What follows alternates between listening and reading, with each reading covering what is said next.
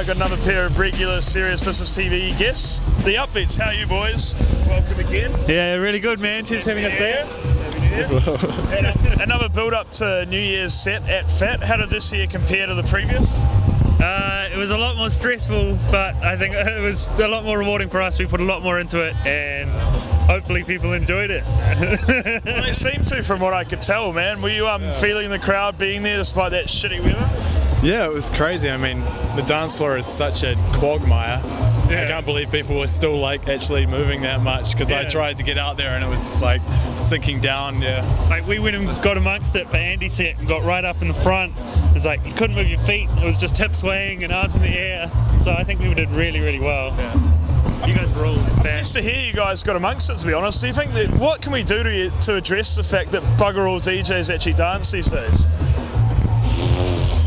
We don't want to start hating. It's just all about. Fair enough, there's no clinic we can put them through. No, I think we just probably shouldn't have been DJs, and that's maybe why we should have been destined to be punters, but somehow ended up as DJs, and so one of the rare ones that still gets amongst it, I suppose. So anyway, a bit of the talk of the camp has been the burlesque skills you guys had on your set. How the hell did you guys land a pair of burlesque skills? How did we land them? Well, we know them from playing down at, well, they did land us.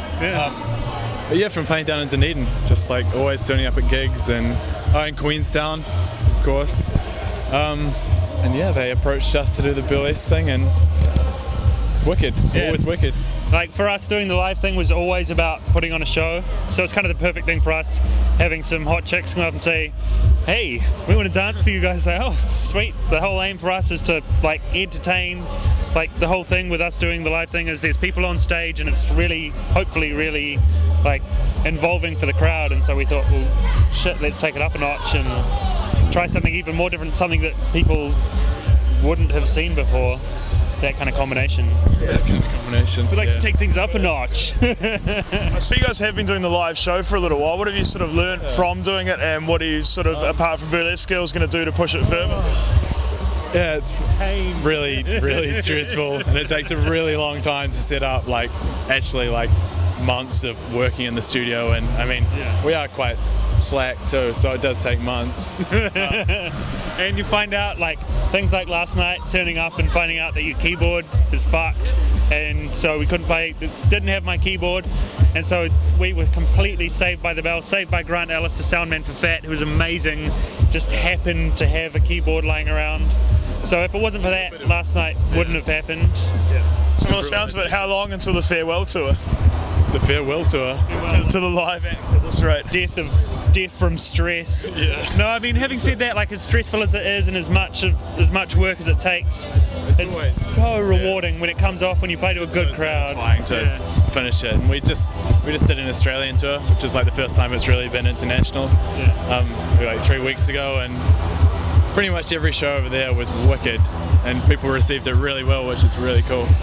Like, I don't know, it's just like, it's more involving with the crowd. Like you don't get, like say for example last tune we played, Thinking Cap, if we would DJ that, you don't get the crowd reaction like if you've got Georgie actually there singing and us playing along. Like when you see the look on people's faces and you hear the crowd singing along with it, it's just such an amazing feeling. It makes all those months of hard work worth it. Sweet. So anyway, other things you guys have been up to, the record label Non-Vogue going from streams to streams. Tell us about what's been happening with that this year. What's been happening with it this year? Well, we've done the 2 releases on it, and they've been going really well. It's been wicked. We've been stoked with that. At the moment, we're kind of in the works for a new album pretty soon, and more releases on that pretty soon. It's shooting through tunes. We're aiming to do a third 12-inch maybe in like February, and then album following on from that. So exciting times, I suppose. Have you guys got any more collaborations coming up, that sort of thing, for next year? Collaborations, no doubt. Well, we don't have anything at the moment in the works, but no doubt when we go to Europe, there'll be something. We always stay with the noisier guys and do stuff with them, so there'll be something there. And just, whenever you're over there, we're always in a studio and there's always spare time, so we end up coming up with stuff. And we're trying to work with a couple of new vocalists for the next album as well. We're hoping to work with some UK and US MCs and maybe some different producers that don't write typically our sound stuff.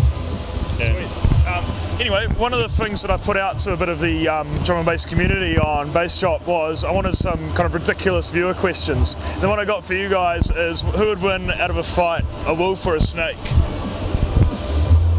I'm afraid. I mean, it depends. He's not venomous though. That's the problem. Come on. Oh, I mean, are we talking about this snake and this wolf? Because I've got you. You can interpret. I've got you crushed. Dude, I've got methods. Hell no, I've got like claws. Come on, I got venomous fangs, baby. You're little. I'm a big wolf. Sweet. On that note, while these guys proceed to kill each other, there was the Upbeats, and thanks for talking to us once again. Sweet, man. Thanks for having us. All good, bro. Cheers, bro. Good shit. Thank you, Phat. Partying in the rain and mud is serious business.